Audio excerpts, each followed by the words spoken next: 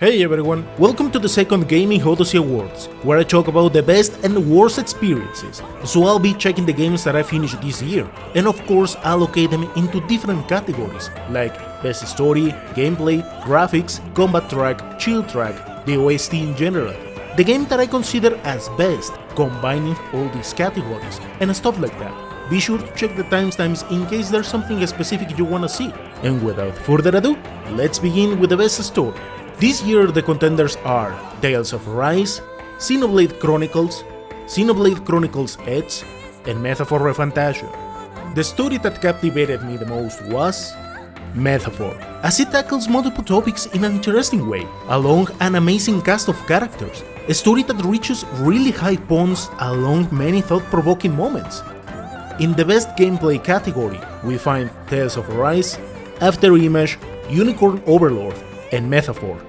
The game that I consider had the best gameplay was, surprisingly, Afterimage. I placed it higher because this game engrossed me when I found out it was a true Metroidvania, where you can lose yourself in whatever place you can reach, or force your way through pure skill, either by beating enemies several levels above you, or simply by jumping in places that maybe you shouldn't. In the graphics section we have Tales of Arise, Afterimage, Unicorn Overlord, and Metaphor.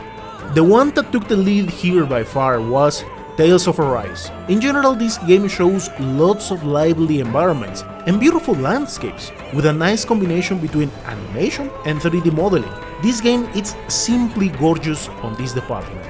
In the music department, I'll add some seconds of the tracks I consider the best, along some thoughts explaining why I consider them.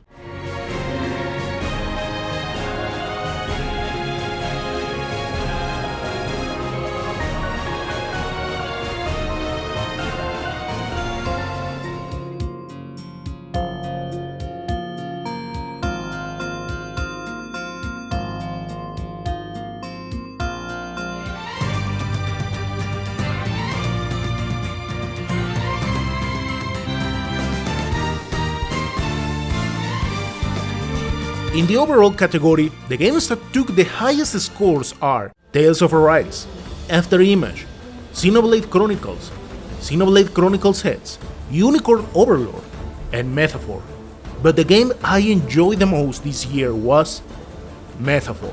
While there are things to improve, in overall it's an extremely well-balanced journey, beginning to end, a game where I wanted to play more and more, farming to get better skills, moving through its story to unravel its secrets, extraordinary scenery, and a killer soundtrack.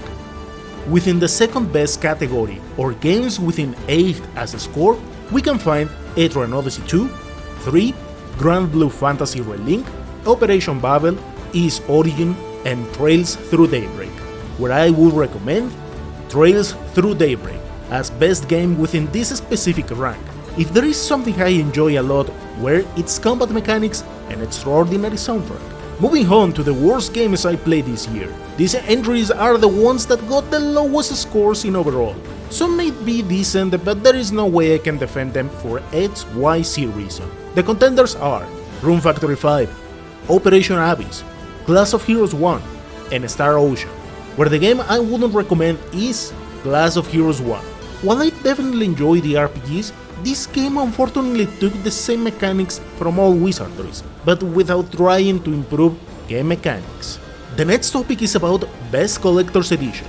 While I gotta say that I liked many of these Collector's Edition this year, the one I will place above all is Blasphemous 2.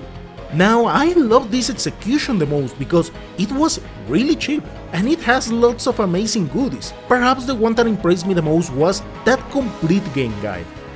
For the best artbook, here I am considering not just physical entries like the ones on screen, but also a couple of digital versions. In my humble opinion, the best artbook goes to Trails Through Daybreak. I loved its hardcover and that it has lots of pages, with some notes about the region, multiple characters, and different environments. If there is something I would change, it's about the character descriptions. I would have liked to see a bit more. And to finish this video, hardest bosses, with same categories as last year, hardest boss in turn-based setting and action game. Within turn-based games, there are 3 that could fit the bill really well, but I mean, you have to go above and beyond, so meh. Considering that, the Moria from Class of Heroes 1. She's a really unfair boss in every effing step of the way. Having chances to heal her HP a lot, being able to petrify your whole team in a turn, her passion is quite high to the point where if you do not have some extra levels and some buffs, hitting her is pretty much impossible. As for the action game, Flandre from Scarlet Symphony. She's a fight that I tried and tried and tried, and yeah, I ended up reducing the difficulty to then try and try and try some more. And the thing here is that there are some attacks that have to be managed by pixels, otherwise you get hit and recovering from that is a whole task. With this, thank you so much for joining me another year. Felices fiestas y próspero año nuevo. Hasta la próxima.